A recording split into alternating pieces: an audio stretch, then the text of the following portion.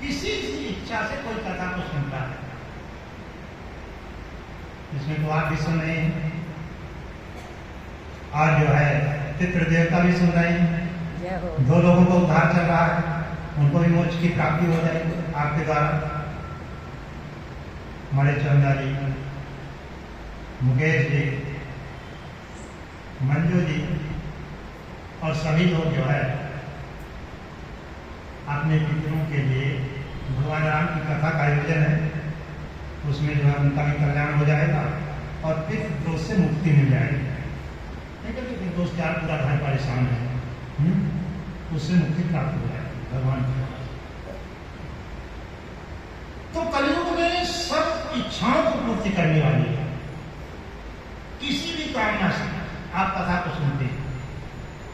जैसा काम नर सुनहि जे गावहीं, किसी भी कामना से, जैसा काम नर सुनहि जे गावहीं, सुख संपत्ति नाना विधि पावहीं, असुर दुर्लभ सुख कर जग माही, अयंत काल रघुपतपुर जाहि।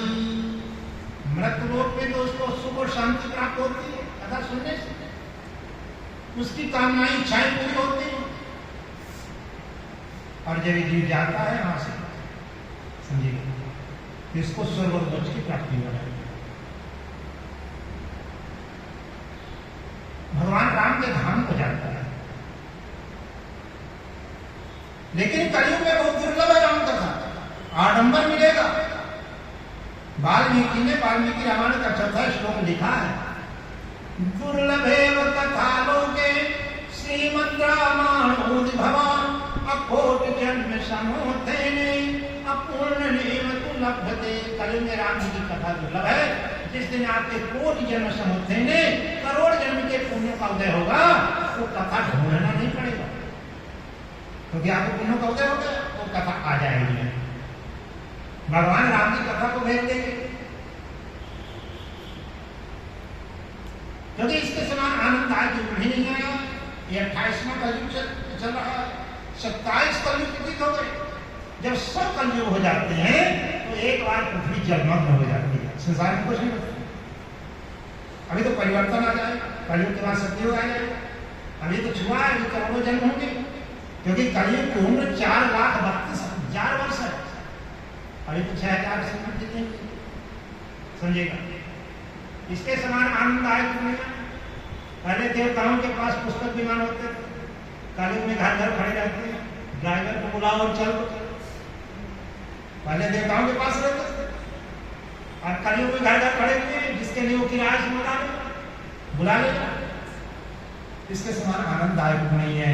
थोड़ा सा भी जो भगवान की कथा को श्रवण कर लेता है, वो जीव स्वर्ग और मोक्ष का अधिकारी है। लेकिन कथा बिना सत्संग के प्राप्त नहीं होती।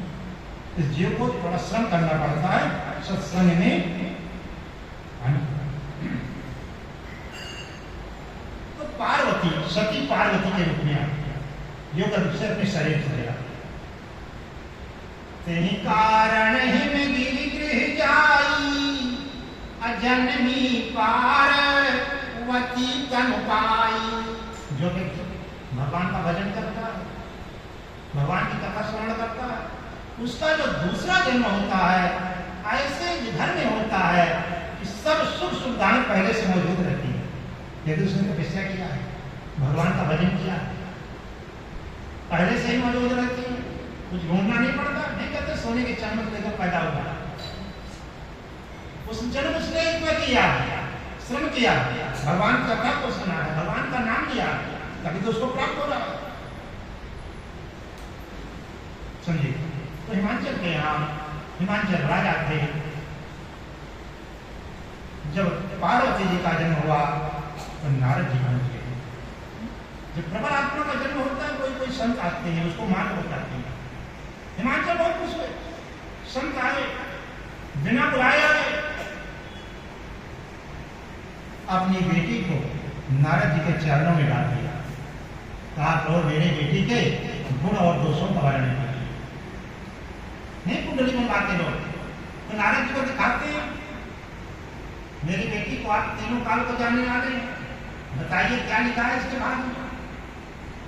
नारद जी ने कहा आपकी बेटी सर्वगुण संपन्न और इसके 3 नाम पड़ेंगे, उमा, अंबिका और भवानी। सबला क्षण संपन्न कुमारी, सबला क्षण संपन्न कुमारी, हुई है संतत यही प्यारी। अपने पति को प्राणों से ज्यादा प्यारी रहेगी आपकी बेटी, कोई इसको तकलीफ नहीं। कोई भी ज्योतिष हस्त रेखा देता है तो पहले गुणों का वर्णन करता है, इतने इसमें गुण है, लेकिन थोड़ा सा अवगुण भी बता देता है लास्ट में। उन्होंने सोचा ज्यादा बताएगा तो हार्ट अटैक हो जाएगा, इसलिए संपन्न बाद में गुणों का वर्णन करते हुए नारद जी ने कहा आपके बेटी के 2-4 रेखाएं बराबर नहीं है, इसको जो पति मिलेगा थोड़ा अवगुण वाला मिलेगा। पति जो मिलेगा वो अवगुण ही रहेगा, जिसके माता पिता नहीं होंगे अजन्मा रहेगा। अपने अमान मातु पितुहीना, उदासीन सब संशय चीना। किसी से कोई मतलब नहीं रखेगा, उदासीन रहेगा, संत भेष में रहेगा, नग्न फिरेगा। जोगी जटिलय कामन अन्नगलय मंगल भेष, अयस स्वामी यही कह मिलही अपरी हस्तय सरे। ऐसे इसके हाथ की रेखा बता रहे हैं। हिमांचल रोने लगे,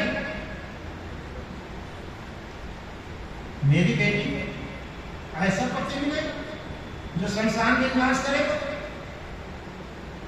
और गुणों वाला रहेगा।